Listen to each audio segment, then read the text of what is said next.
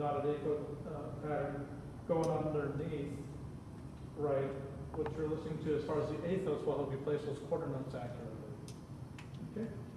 So try to work on that a little bit, and I think that'll make you sound even better.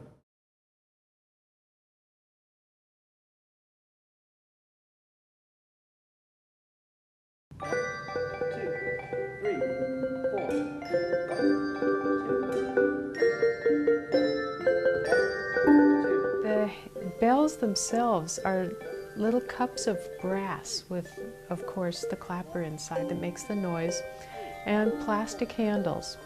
They go anywhere from little tiny egg cup size things to great big, like a giant flower pot.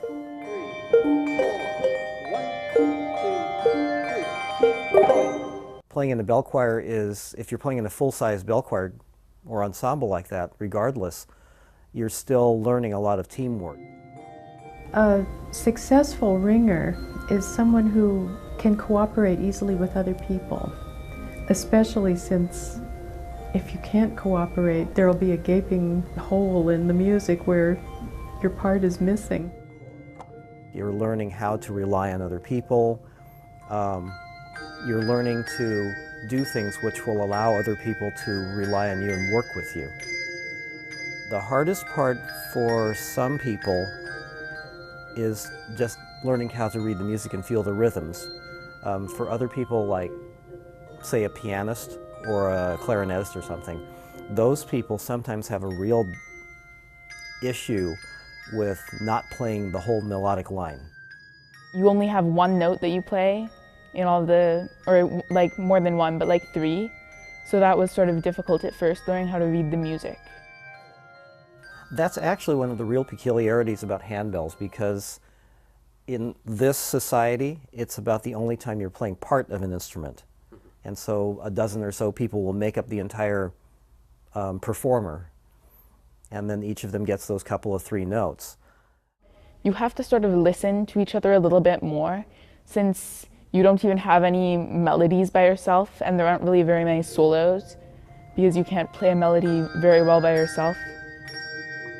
We can't work at these complicated songs without getting to know each other better. Personalities emerge.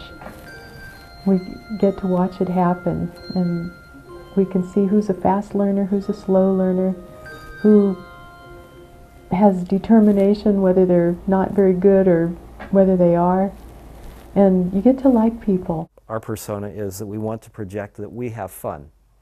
Strangely enough, people have told us it's really weird, but you look like you're having fun. We accept that and we enjoy it.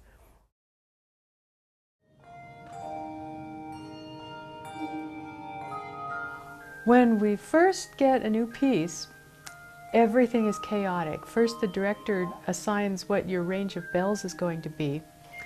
Then he picks the hardest place, and we play that for a while, and it's terrible. After we've played those few measures for a while, he picks another hard bunch of measures, and we learn that for a while. And after about 3 weeks on the hard parts, they begin to sound all right. The spring ring, you wear yourself out getting ready for this. Every year the spring ring happens in Cupertino, where all the bell clubs in Silicon Valley get together in a big auditorium in one of the Cupertino churches, and everyone goes to the auditorium and rehearses together for the first time the 4 or so songs that they've been learning, just for this big evening concert. This is once a year, and you don't want to dishonor your club. So that's what gives you the butterflies. We actually do use the word crash and burn just like anyone else. And a crash and burn sometimes happens very gradually. You get one person who doesn't know where they are for a second. And generally, the person who's to play right after them is waiting for that sound. And when they don't hear it, they get confused. So maybe after not hearing it, they come in a half a beat too late, and then of course the people after them come in too late also, and we have to stop and do it again. All probably 4%. Near 40 somewhere?